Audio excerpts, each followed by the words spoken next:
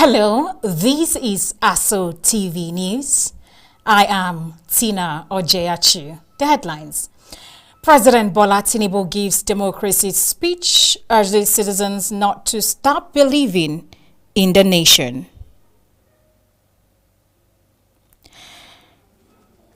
President Tinubu applauds troops for neutralizing bandits kingpin, rescuing generous widow. National Agricultural Development Fund distributes over 11,000 bags of fertilizers to FCT smallholder farmers.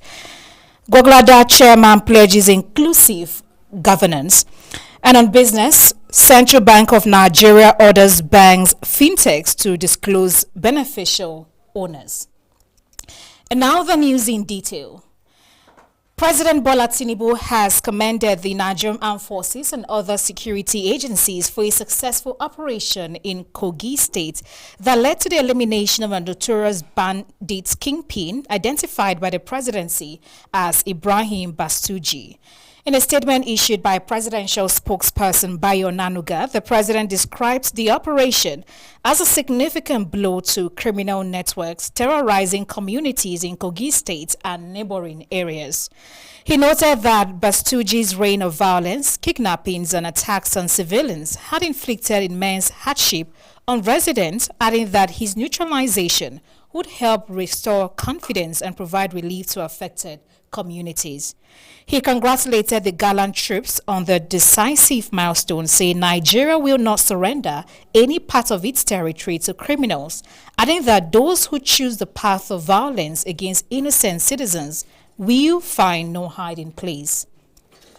President Tinubu stated that his success reflects the renewed determination of the nation's security forces to secure every inch of the land. Onanuga added that the president also praised troops for another successful operation that led to the rescue of the widow of the late former Chief of Defense Information, Major General Rabi Abubakar, retired. According to the statement, the rescue demonstrated a high level of professionalism and the determination of security forces to confront criminal elements. The president added that the safe return of Hajia Amina Rabi Abubakar is a source of relief to her family and to all Nigerians. He therefore commended the intelligence coordination and bravery of the officers and men who executed the rescue operation. President Tinubu reassured Nigerians of his administration's commitment to equipping the armed forces with the resources, training and support needed to tackle banditry, kidnapping, and other violent crimes.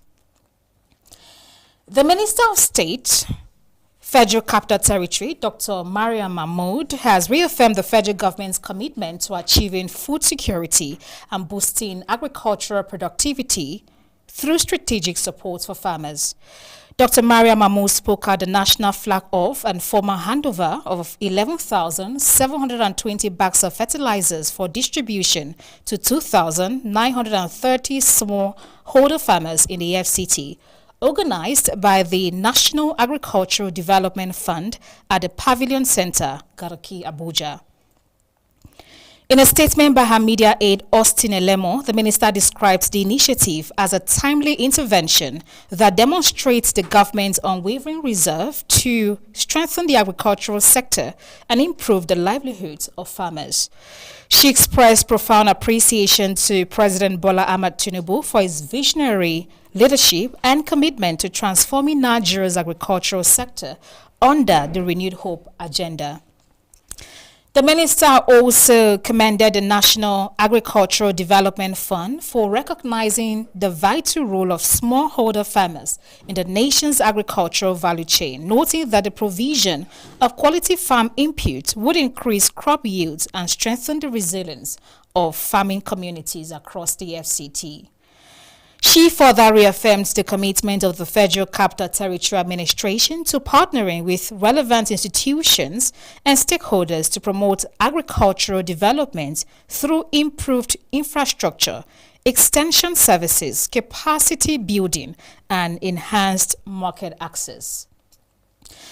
The minister expressed optimism that the fertilizer distribution program would contribute significantly to building a more resilient, productive and prosperous agricultural sector capable of guaranteeing sustainable food security for all Nigerians. Earlier, the Executive Secretary, CEO of the National Agricultural Development Fund, Engineer Muhammad Ibrahim, stressed that the flag-off was another practical step towards food security, productivity, and inclusive economic growth under the Renewed Hope agenda of President Bola Ahmed Tinubu, which also aims to reduce the cost of production, improve access to quality fertilizer, increase yield per hectare, and help strengthen food supply in the market. The immediate past chairman of Kwali Area Council, Mr. Danladi Chia, says it was a great honor and privilege to serve the people of Kwali at the local government level. Mr. Chia stated this during the handover and inauguration ceremony of the new chairman of the council, Mr. Nuhu Daniel Kwali, and the newly elected councillors held at the Alhaji Gambo Memorial Town Hall in Kwali. Correspondent Abdullahi Mukhtar reports. The inauguration and swearing-in ceremony of the new chairman of Kwali Area Council, Mr. Nuhu Daniel Kwali, and the councillors followed the swearing-in of the 6 newly elected FCT Area Council chairmen by the FCT Minister Barrister Yesun Wike on Monday. Speaking at the callable event, the immediate past chairman, Mr. Danladi Chia, thanked God for the opportunity to serve and expressed appreciation to everyone who contributed to the success of his administration. He also paid tribute to his late brother, Mr. Godwin Chia of blessed memory, for his support throughout his tenure. I want to thank all of you. In the course of my duties, I have helped a lot of people that are not happy with me. I'm using my brother as a point of contact. You that are sitting down here, and you feel I have offended you, please find way in your heart and forgive me. In his remarks, the new chairman of Kwali Area Council, Mr. Nuhu Daniel Kwali, called for the support and cooperation of all residents of the council. He assured them that every decision his administration will take will be in the best interest of the people and placed to welcome constructive criticism aimed at improving governance. Honorable Minister has told us it's not going to be business as usual. We are going to manage your resources. We will try to be transparent to you. In his fatherly advice, the Esu Kwali Luka Ayedun Zasans III commended the outgoing chairman, Mr. Danladi Chia, for his service to the council. He urged the new chairman, Mr. Nuhu Daniel Kwali, to carefully study the handover notes to ensure effective governance for the benefit of all residents, irrespective of political affiliation. I want you to embrace everybody. Do not be vindictive. A philosopher said, where 2 people think the same, no thinking has taken place. The highlight of the event was the formal handing over of the council's affairs by the outgoing chairman, Mr. Danladi Chia, to the new chairman, Mr. Nuhu Daniel Kwali. This was followed by the swearing-in of the 10 elected ward councillors, administered by Justice Ibrahim Alkali, the Chief Judge of Kwali Area Council. The ceremony was attended by traditional rulers, party supporters, stakeholders, as well as friends and well-wishers. Abdullahi Mukhtar, ASO Television News. Meanwhile, the chairman of Kwali Area Council, Mr. Nuhu Daniel Kwali, has approved the appointment of some aides and personal assistants to strengthen the administration of the council. The appointments were contained in a statement personally signed by the chairman and made available to ASO Radio and Television. Those appointed include Mr. Dugara Esu, a senior special assistant on special duties, Haruna Munzui as personal assistant 1, Nasil Suleiman as personal assistant 2, and Exiko Elisha as chief protocol officer. Others are Mustafa Haruna as protocol officer 1, Mr. Silas Husseini as protocol officer 2, and Danlami Damabi as chief of staff to the chairman. According to the statement, the appointments take immediate effect. The chairman, Mr. Nuhu Daniel Kwali, congratulated the appointees and reminded them that the appointments are a call to service. He urged them to discharge their responsibilities with dedication, commitment, and integrity in the interest of the people of Kwali Area Council. The chairman of Gwagwalada Area Council, Comrade Kasim Mohammed Ikwa, has pledged to run an inclusive, transparent, and people-centered administration, despite inheriting what he described as the highest debt profile in the history of the council. The chairman made a pledge during the swearing-in ceremony of the 10 newly elected ward councillors held at the Gwagwalada Area Council Secretariat. Correspondent Abdullahi Mokhtar reports. Addressing the councillors and residents shortly after the inauguration, Comrade Kasim Mohammed Ikwa thanked the people of Gwagwalada for the confidence reposed in him and his deputy, Honorable Halidu Chashi. He also appreciated traditional rulers, religious leaders, women, youths, civil servants, security agencies, and other stakeholders for their support. This victory is not mine alone. Rather, it belongs to all those who believe that Gwagwalada can become better than what it is today. I acknowledge the effort of my predecessors. The chairman acknowledged that his administration inherited an unprecedented debt burden, but assured residents that his government will not use the situation as an excuse for poor performance. Instead, he said the administration will cut waste, improve revenue generation, attract investment, and ensure prudent management of public funds. And we will spend the next 4 years working. And we will confront the realities with courage, hardworking, discipline, and innovation. And we will cut waste, improve revenue generation, seek help and partnerships, attract investments, and ensure every kobo belonging to the people is used for the benefit of the people. He said his administration will be guided by the principles of equity, justice, and fairness, stressing that every ward and every resident will receive equal attention regardless of religious, ethnicity, or political affiliation. In his goodwill message, the former chairman of Gwagwalada Area Council, Alhaji Mustapha Adamu Danze, called on residents to pray for and support the new administration in the interest of the overall development of the council. All we are saying, pray for him, give him support, give him advice that will be beneficial for the development of Gwagwalada Area Council. All we are saying, infrastructural development will be improved.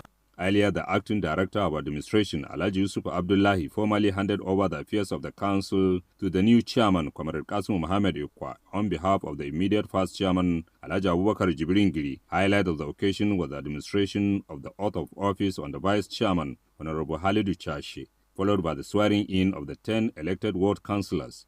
A minute's silence was also observed in honor of the late speaker of the Gwagwalada Legislative Council, Mohammed Ibwa. The ceremony was attended by traditional rulers, representatives of the various associations, stakeholders, party supporters, friends, and well-wishers. Abdullahi Mukhtar, ASO Television News. The newly installed chairman of the Bwari Area Council, Mr. Joshua Musa Ishaku, has inaugurated the council's new legislative cabinet with a mandate to prioritize inclusive governance. The event, which comes barely 24 hours after the swearing-in of the executive chairman, Mr. Joshua Musa, marks the official commencement of a new 4-year tenure aimed at facilitating grassroots development and economic transformation. Presiding over the swearing-in ceremony, the newly installed council chairman, Mr. Joshua Musa Ishaku, formally administered the oath of office to the councillors. He charged the incoming lawmakers to immediately convene in their chambers, elect their leadership, and begin the urgent business of lawmaking and grassroots development.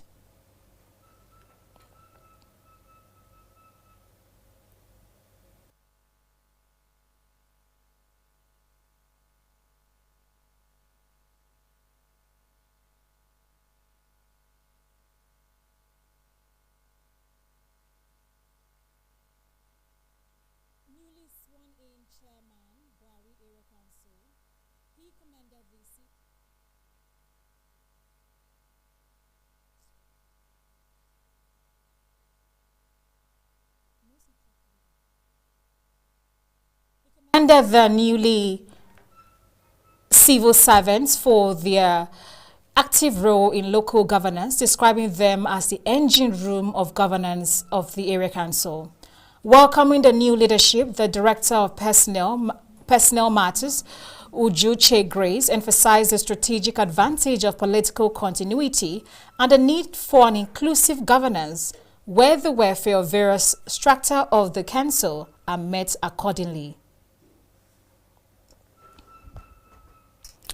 With the inauguration now complete, the councillors are expected to hold their first plenary session to elect the Speaker and other principal officers. You're watching ASO Television News. You can watch us live on DSTV channel 392, also on StarTimes TV channel 127 and Free TV channel 507. We're also on the UHF band on channel 38. Still to come, Central Bank of Nigeria orders banks, fintechs to disclose beneficial owners. Stay with us for details of these and more shortly.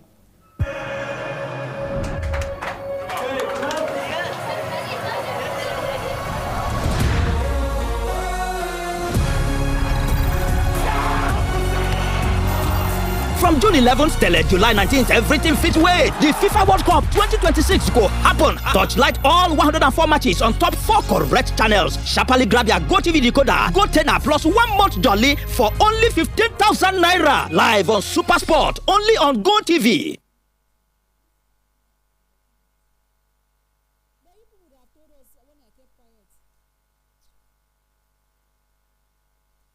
Thanks for joining us again. The Federal Ministry of Education has denied reports that the Nigerian Education Management Information System was hacked, describing the report as inaccurate and misleading. In a statement issued on Tuesday and signed by the Director of Press and Public Relations, Folashade Bariowo, the ministry insisted that the platform remains secure and that no cyber attack occurred. The ministry was reacting to a report titled "Suspected Cyber Attack Hit FG's Education Data Platform," which suggested that the education data platform may have been compromised. According to the statement, the temporary warning message seen by some users was caused by an SSL, that is Secure Socket Layer Certificate configuration, issue at the hosting level rather than any security breach.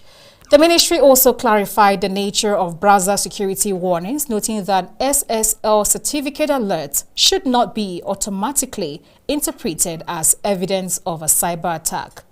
It further noted that expert opinion referenced in the publication had acknowledged that such alerts could result from routine technical or configuration issues and should not be mistaken for malicious activities.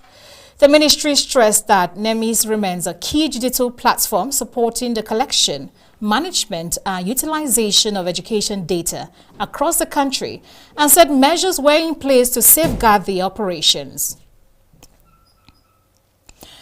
And now, the Federal Road Safety Corps has recorded another operational success with the arrest of suspected members of a One Chance and phone theft syndicate in Ibadan, Oyo State.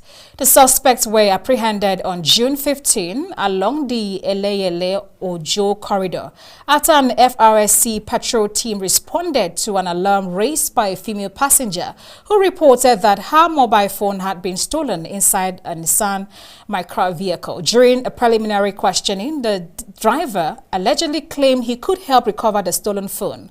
Moments later, another individual arrived and produced the device, prompting further suspicion of an organized criminal network.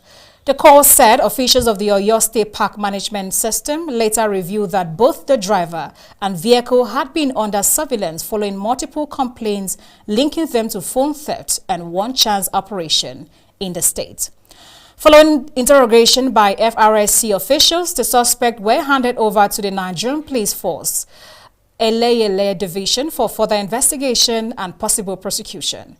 The FRSC says the arrest highlights the importance of vigilant patrol operations and urged members of the public to remain alert and report suspicious activities to security agencies.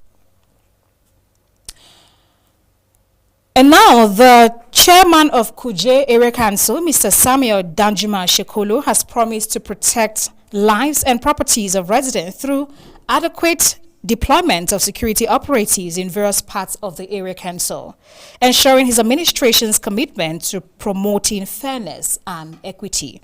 The chairman stated this in his remarks during the swearing-in and inauguration ceremony of 10 newly elected councillors on Tuesday at the Kuje Area Council Secretariat, Abuja.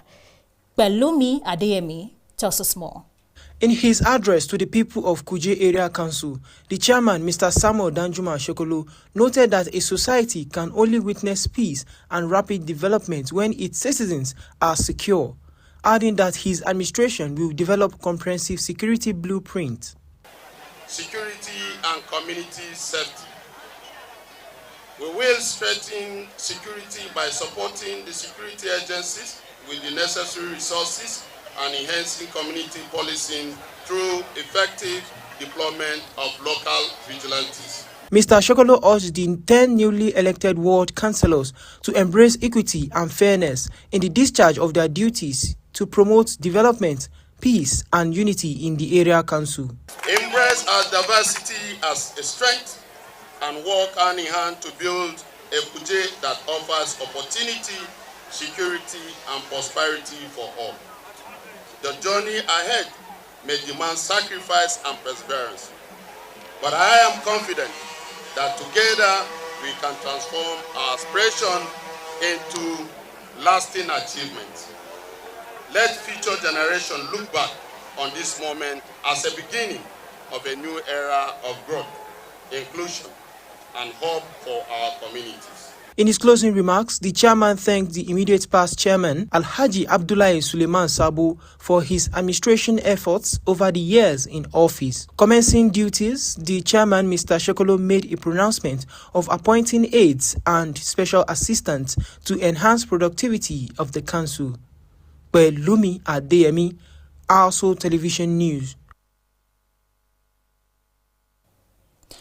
Troops of Operation Enduring Peace have restored normalcy in Mangu Town, Mangu local government area of Plateau State, following a protest by youth over the alleged killing of a herder in the community. Security sources said the protest erupted at about 9:20 a.m. on June 15 when youths from the Hausa community took to the streets after reports emerged that a herder identified as Ibrahim Bapa had been killed by youths from another community. The situation reportedly became more tense after the body of the deceased was returned from the central mosque and identified as that of a Hausa man, prompting angry reactions and raising fears of a wider disturbance.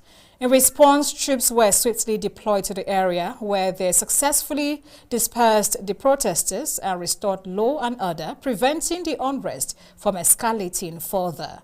Security personnel have continued to maintain a strong presence in the area to forestall reprisals and ensure peace, while authorities say investigations into the circumstances surrounding the killing are ongoing.